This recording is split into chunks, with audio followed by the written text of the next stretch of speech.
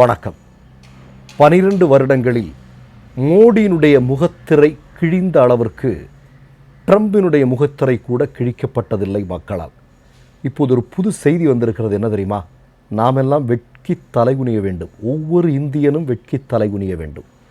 மோடியினுடைய ஆர்எஸ்எஸ்னுடைய ஆட்சியில் இந்தியா எவ்வளவு பெரிய சீரழிவை நோக்கி சென்று கொண்டிருக்கிறது என்பது. கவர்மெண்ட் ஆஃப் இந்தியா, நிதி ஆயோக், அதாவது நம்முடைய கவர்மெண்ட் ஆஃப் இந்தியாவினுடைய நிதி ஆயோக் நேற்றைய தினம் ஒரு செய்தியை வெளியிட்டிருக்கிறார்கள். அந்த செய்தி என்ன அப்படின்னா, மோடியினுடைய கடந்த 10 வருட ஆட்சியில், ஆர்எஸ்எஸ்னுடைய 10 வருட ஆட்சியில் இந்தியாவில் 12 லட்சத்திற்கும் அதிகமான பள்ளிக்கூடங்களை மூடியிருக்கிறார் மோடி. நல்லா கேட்டுங்க, 12 லட்சம் பள்ளிக்கூடங்களை இழுத்து மூடி இருக்கிறார் மோடி. படிக்கண்டா, நீங்கள் யாரும் எவனும் படிக்க வேண்டாம்டா, முடிவெடுத்தாச்சு. ஒரு நாளைக்கு நீங்கள் கணக்கு பார்த்தீங்கன்னா சுமார் 25 அரசு பள்ளிக்கூடங்கள் மூடப்படுகின்றன. அரசு பள்ளிக்கூடங்கள் மட்டுமல்ல, அரசு உதவி பெறக்கூடிய பள்ளிக்கூடங்கள் உட்பட ஏறத்தாழ 12 லட்சத்திற்கும் அதிகமான பள்ளிக்கூடங்கள் 10 வருடங்களில் இழுத்து மூடியிருக்கிறார் மோடியும் அமித்ஷாவும் ஆர்எஸ்எஸும். ஏன் மோடியும் அமித்ஷாவும் ஆர்எஸ்எஸும் கல்வியை பார்த்து தொடர்ந்து பயப்படுகிறார்கள்? நமக்கு எல்லாருக்குமே நல்லா தெரியும். இப்போ மோகன் பாகவத் சமீபத்தில் ஒரு செய்தியை சொன்னார். என்ன சொன்னார்? இங்கிலீஷ் படிக்காதீங்க, நம்முடைய பாரம்பரியமான மொழிகள் இருக்கிறது, அதை படிங்க அப்படின்னு சொல்கிறாரு. அதே மாதிரி கோட்டு சூட்டு போடாதீங்க, நம்முடைய பாரம்பரியமான உடையை அணியுங்கள். நம்முடைய பாரம்பரியமான உடை என்ன? நமக்கு எல்லாருக்கும் தெரியும், கோவணம் தான் இந்தியர்களுடைய பாரம்பரியமான உடை.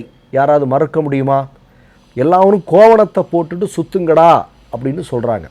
சரி, கோவணத்தை போட்டு சுத்துங்கன்னா முதல்ல பாஜகக்காரன் அதுலேருந்து ஆரம்பிக்கட்டும். நம்மளுக்கெல்லாம் டீச் பண்ண வேண்டிய தேவையில்லை. நம்மக்கிட்ட ஆங்கிலம் கற்றுக்கூடாதுன்னு சொல்கிறதுக்கு நீ யார் அப்படின்னு மோகன் பாகவத்தை பார்த்து நம்ம கேட்போமா இல்லையா? எந்த மொழியை தேர்வு செய்ய வேண்டும் அப்படிங்கிறது என்னுடைய உரிமை. அப்போ உன்னுடைய திட்டம் என்ன அப்படிங்கிறதெல்லாம் நமக்கு நல்லா புரியுது. சரி, இதில் விட்டுருவோம். நம்ம என்ன கேட்குறோம் அப்படின்னா, இந்த 12 லட்சத்திற்கும் அதிகமான அரசு பள்ளிக்கூடங்கள், அரசு உதவி பெற பள்ளிக்கூடங்களை எங்கே போய் மூடி இருக்கிறாங்கன்னா, கிராமப்புறங்களில் மூடி இருக்கிறாங்க.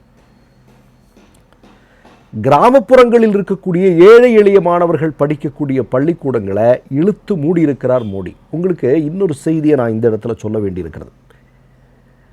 இப்போது நீங்கள் எஃப்சிஆர்ஐ அப்படிங்கிற ஒரு விஷயத்தை கொண்டு வராங்க. அதை பற்றி நம்ம நேற்றை கூட ஒரு பதிவு போட்டிருந்தோம். இன்றைக்கு இந்தியாவில் அதிகமாக கிராமப்புறங்களில் ஏழை எளிய மாணவர்கள், அவர்களுக்கு கல்வியை கொண்டு சேர்ப்பதில் கிறிஸ்தவ அமைப்புகளுக்கு ஒரு மிகப்பெரிய பங்கு உண்டு. ஆர்எஸ்எஸ் பள்ளிக்கூடங்களை இழுத்து மூடும், படிக்க அனுமதிக்காது. ஒரு குறிப்பிட்ட சமூகத்தை சார்ந்தவர்களை மட்டும்தான் படிக்கணும்னு நினைக்கிறது தான் ஆர்எஸ்எஸ் சித்தாந்தம். கிறிஸ்தவ மிஷனரிகள் இந்தியாவிற்குள்ள வந்த பிறகு கல்வி எல்லார்கிட்டையும் போக ஆரம்பிச்சது. எல்லாரும் கேள்வி கேட்க ஆரம்பித்தார்கள் இல்லையா? இவர்களுடைய மனதில் இருந்த, இவர்கள் செயல்படுத்த வேண்டும் என்கிற சனாதன தர்மம் இதன் மூலமாக ஆட்டம் கண்டது. இதெல்லாம் நமக்கு எல்லாருக்குமே நல்லா தெரியும்.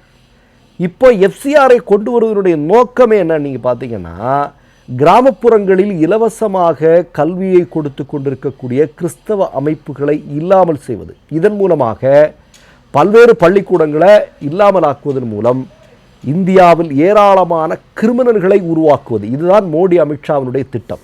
நீங்கள் பள்ளிக்கூடத்துக்கு போகாமல் படிக்கலை அப்படின்னா அந்த பிள்ளைகளுக்கு வேலை கிடைக்காது. வேலை கிடைக்கலன்னா, இன்றைக்கு இந்தியாவில் உலகத்திலே அதிகமான வேலை இழப்பை சந்திக்கக்கூடிய நாடுகளுடைய பட்டியலில் இந்தியா இருக்குது. இந்தியாவில் வேலை இல்லாமல் இருக்கக்கூடிய இளைஞர்கள் தவறான பாதைக்கு திரும்புவார்கள். அப்படி தவறான பாதைக்கு செல்வதற்கு கல்வி மறுக்கப்படுவதும் ஒரு மிக முக்கியமான காரணம். அதை செய்து கொண்டிருக்கக்கூடிய மோடியும் அமித்ஷாவும் மறைமுகமாகவோ நேரடியாகவோ இந்தியாவில் இருக்கக்கூடிய மாணவர்களை, இளைஞர்களை கிரிமினல் ஆக்குவதற்கு முயற்சி செய்து கொண்டிருக்கிறார்கள். அப்படிங்கிறத யாராவது மறக்க முடியுமா? வந்தான் ஆட்சி பொறுப்புக்கு வந்தால் வருடத்திற்கு 2 கோடி பேருக்கு வேலை தரேன்னு சொல்லி வடை சுட்டவர் தான் நம்முடைய பிரதமர் மோடி. இன்றைக்கு வேலையும் கொடுக்கல, இருந்த கல்வியையும் இல்லாமல் ஆக்கி கொண்டிருக்கிறார்கள் அப்படிங்கிறதான் இன்றைக்கு வந்து கொண்டிருக்கக்கூடிய ஒரு செய்தி. இதில் என்ன? இது போக மற்ற நெருக்கடிகள் இருக்குது. இப்போ தமிழ்நாடு மாதிரி கல்வியில் சிறந்து விளங்கக்கூடிய மாநிலங்கள், இங்கே மோடியும் அமித்ஷாவும் ஆர்எஸ்எஸும் சேர்ந்து ஒரு புதிய கல்விக் கொள்கை, சமஸ்கிருதத்தையும் பழைய ஒரு 5000 வருடத்திற்கு நம்மளை பின்னாடி கொண்டு போய் காட்டுமிராண்டித்தனமான ஒரு சிந்தனையை புகுத்துவதற்காக புதிய கல்விக் கொள்கை என்ற ஒன்றை உருவாக்கி வைத்திருக்கிறார்கள். இதை நீ ஏற்றுக்கொண்டால்தான் உனக்கு காசுன்னா தர்மேந்திர பிரதானுடைய வேலை செஞ்ச காசாக நம்ம கேட்குறோம், மோடியினுடைய டீ வித்த காசாக நம்ம கேட்குறோம் இல்லையே. நம்ம கேட்குறது நம்ம வரி பணம், நம்ம மாநிலத்திற்கு தேவையான பணம், நம்ம கொடுத்த பணத்தை திரும்ப கேட்குறோம். அதை கொடுத்துரு நீ. ஆனால் நான் சொல்கிறத கேட்டால் தான் கொடுப்பேன் அப்படின்னா அது என்னன்னு புரியல. சரியா?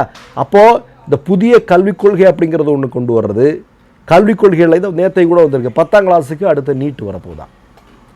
ஏற்கனவே நீட்டில் போல எத்தனை 100 மக்கள் இறந்து போயிருக்கிறார்கள், பிள்ளைகள் இறந்து போயிருக்கிறார்கள். எந்த அளவிற்கு கொடூர மனம் படைத்தவர்கள் இந்த ஆர்எஸ்எஸ் காரங்க, கொஞ்சம் யோசிச்சு பாருங்கள் நீங்கள். அடுத்தது 10வது வகுப்பு பிஞ்சு பிள்ளைகள், 10வது வகுப்பு பிள்ளைகளுக்கு நீட்டு தேர்வு கொண்டு வர போகிறானுங்களாம். ஒரு பக்கம் அரசு பள்ளிகளை இழுத்து மூடுவது, புதிய கல்விக் கொள்கைகளின் மூலம் மாநிலங்களுக்கு கொடுக்க வேண்டிய கல்வி உதவித்தொகை கொடுக்கப்படாமல் இருப்பது, மற்றொரு பக்கம் பிள்ளைகளுடைய மன இறுக்கம் அழுத்தத்தை கொடுப்பதற்கு பல்வேறு திட்டங்களை தீட்டுவது. இதுதான் இவர்கள் செஞ்சு. நீங்கள் ஒன்றும் இல்லைங்க, ஆப்பிரிக்கா மாதிரி சைனா மாதிரியான நாடுகளெல்லாம் இன்றைக்கு ஒரு பெரிய அளவில் கல்வியில் ஒரு மிகப்பெரிய பாய்ச்சலை நிகழ்த்தி கொண்டிருக்கிறார்கள். இதுக்கு இடையில தான் மோடி சொல்கிறார் 2041 இந்தியா உலகின் முதல் வல்லரசு நாடாக மாறுமா. ஆமாம், இன்றைக்கி 7வது இடத்துக்கு 8வது இடத்துக்கு போயாச்சு. மோடியினுடைய சாதனை அப்படிங்கிறது தான் இல்லையா. அப்போது நான் என்ன சொல்கிறேன் அப்படின்னா, கல்வியை இல்லாமலாக்குவது, குறிப்பாக கிராமப்புறங்களில் இருக்கக்கூடிய கல்விக்கூடங்களை இழுத்து மூடுவது, இதுதான் மோடியினுடைய திட்டமாக இருக்கிறது. இது இன்றைக்கி அவர்களுடைய கட்டுப்பாட்டில் இருக்கக்கூடிய, அவர்களுடைய கீழ் இருக்கக்கூடிய நிதி ஆயோக்கை இன்றைக்கு வெட்ட வெளிச்சத்திற்கு கொண்டு வந்திருக்கிறது. நம்ம என்ன கேட்குறோம்? இதெல்லாம் வெளியே வந்தால் இன்றைக்கி யார் என்ன கேள்வி கேட்க போகிறாங்க? இந்த பாருங்கள், இன்றைக்கு தர்மேந்திர பிரதானுடைய ராஜினாமாவுக்காக காக்ரோச் ஜனதா பார்ட்டி எத்தனை நாட்களாக டெல்லியில் ஒரு மிகப்பெரிய உண்ணாவிரத போராட்டத்தை நடத்தி கொண்டிருக்கிறார்கள். யாராவது அதை கவனிக்கிறாங்களா? ஏதாவது ஊடகங்கள் அதை பற்றி பேசுகிறதா? இப்போ 20 லட்சம் இல்லை, 50 லட்சம் இல்லை, இந்தியாவில் இருக்கக்கூடிய அனைத்து பள்ளிக்கூடங்களை மூடினாலும் யாரும் எதை பற்றியும் பேசப்போவதில்லை. இவர்கள் வழக்கம் போல் என்னென்னா, இவங்களுக்கு அடுத்த எலெக்ஷனில் வர்றதுக்கான திட்டத்தை போட்டுட்டாங்க. இதோ இந்த மணிப்பூரில் இருந்து பழங்குடி மக்களுடைய வாக்குகளை பெருமளவில் நீக்கியிருக்கிறார்கள். மணிப்பூரில் பழங்குடி மக்களுடைய வாக்குகளை நீக்கினா அங்கே பிஜேபியே வெற்றி பெற்று வந்துடும். அதில் யாருக்காவது சந்தேகம் இருக்கா? அப்போ பல்வேறு திட்டங்களோடு அவர்கள் இருக்கிறார்கள். இன்னொரு பக்கம் மக்கள் விரோத செயல்களை செய்து கொண்டிருக்கிறார்கள். மற்றொரு நிகழ்வில் சந்திப்போம். நன்றி, வணக்கம். 3 யூடியூப் சேனல்கள் வியாபாரத்திற்கு இருக்கிறது. தேவைப்படுபவர்கள் இந்த எண்ணுக்கு தொடர்பு கொள்ளுங்கள்.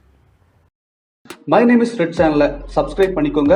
அதுக்கப்புறமா பக்கத்தில் இருக்கிற ஜாயின் பட்டனை கிளிக் பண்ணீங்கன்னா ஒரு நியூ பேஜ் ஒன்று ஓப்பன் ஆகும். அதுலேயும் ஜாயின் பட்டனே கிளிக் பண்ணிக்கோங்க. அதில் பார்த்தீங்கன்னா credit card, debit card options இருக்கு. இதில் உங்களுக்கு விசா, மாஸ்டர் கார்டு, ரிப்பே அப்படின்னு 3 ஆப்ஷன்ஸ் கொடுத்துருக்காங்க. அதில் நீங்கள் எந்த கார்டு சூஸ் பண்ணுறீங்களோ அந்த கார்டோட நம்பர் என்டர் பண்ணிக்கோங்க. அப்புறமா கார்டோட வேலிடிட்டி மந்த் அண்ட் இயரை டைப் பண்ணிக்கோங்க. அடுத்தபடியாக உங்கள் கார்டோட பின்னால் சிவிசி கோடுன்னு சொல்லிட்டு 3 நம்பர்ஸ் கொடுத்துருப்பாங்க. அந்த நம்பரை இதில் என்டர் பண்ணிக்கோங்க. அப்புறமா அட்ரஸ் அண்ட் இன்ஃபர்மேஷன் என்டர் பண்ணிட்டு பைங்கிற பட்டனை கிளிக் பண்ணிக்கோங்க. ஒருவேளை உங்க கார்டு நம்பர் இன்வாலிட்னு காமிச்சிச்சுன்னா உங்க கார்டுல இன்டர்நேஷனல் யூசேஜை எனேபிள் பண்ணுங்க.